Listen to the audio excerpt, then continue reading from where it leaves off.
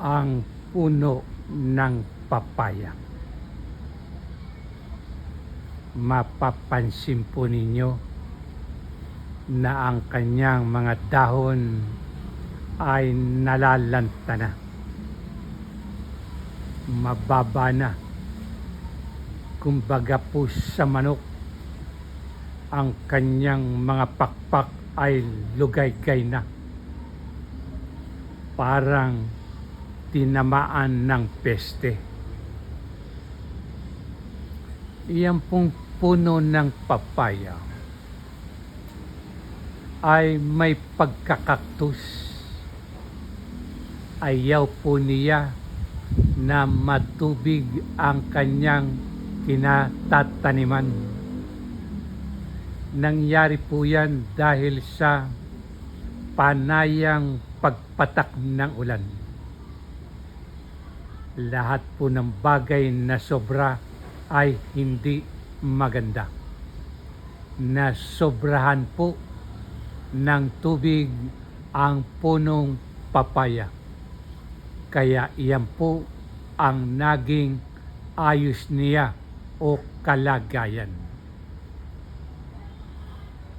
Bagsak na po, lugaygay ang kanyang mga dahon. Ayaw na ayaw po niya ng matubig. Dahil nga po sa siya ay may pagkakaktus. Ang kapansin-pansin po sa kanya ay may bukuyo na umakyat, dumapo, gumapang sa kanya. At yan pa po ang isa na gustong sumunod sa kanya. Yung pong uod na tinalakay ko na kumakain, sumisira sa mga dahon ng taro ay uod na salot. At iyan po na bukuyo ay tulad din ng uod na salot sa mga halaman. Gustong-gusto po nilang kainin ang mga dahon, lalo na po yung natutuyo na at madali nang mabulok. Iyan pa po ang isang bukuyo.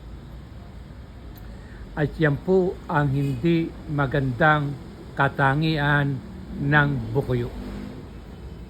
Sumisira ng mga halaman. Subalit tingnan po natin ang kabilang anggulo ng bukuyo. Ano po ba ang itinuturo niya sa katauhan? Yan pong unang bukuyo ay nagsimula sa baba, katulad ng inyong nakikita. Malalaman po natin at alam natin na ang bukuyo ay bahagyan ng kumilos. Subalit, paano niya narating ang dulong bahagi ng puno ng papaya? Ano ang nais niyang gawin? Dahil po yung dulo ng papaya ay nagsisimula ng mabulok. Kaya gustong gusto po niyang kainin ang mga nabubulok na. At yan po ang isang pag-uugali ng bukuyo. Pero ano po ba ang maganda sa bukuyo? Ang bukuyo po, kahapon, hapon na, hindi ko pa siya nakikita na dumapo o umakyat sa puno ng papayan na ito. Kanina po, sa pagmumulat ng aking mga mata, nakita ko ang bukuyo ay nasa itaas na. Ang katanungan po, bakit niya narating ang pinakadulo ng nasisira na o nagsisimula ng tumamlay na puno ng papaya? Ang bukuyo po ay mahinang kumilos. Subalit sa kanya pong pagtitiyaga, sa kanyang strong determinasyon na makarating sa taas, sa kanyang hangarin na maabot ang itaas ng puno ng papaya, ay kahit bahagya na siyang makarating, ay nasikap niyang marating. Ang isang tao po kapag may pangarap sa buhay, mangyayari po yan kung tayo ay may tiyaga, may pagtitiis, may isang strong determinasyon o matinding layunin na mararating po natin ang mga nais nating maganap sa ating buhay. Iyan po ang magandang katangian na taglay ng bukuyo.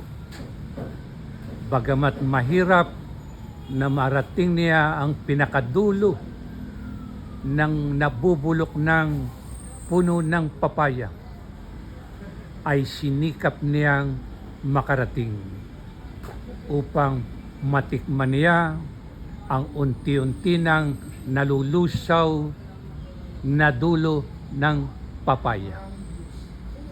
Pagtitiyaga, matinding determinasyon, pagtitiis, paglaban sa mga problema upang marating ang pangarap, ayan ang ating gawin na siyang katangian ng bukuyo. Bagamat ang bukuyo, sa kabila na siya'y naninira ng mga halaman, ay may maganda naman siyang katuruan sa sangkatauhan. Para sa pangarap, perseverance, pagtitiis, strong determinasyon, at yan ang mga katangiang dapat taglayin ng sangkatauhan para marating niya ang pangarap niya sa buhay.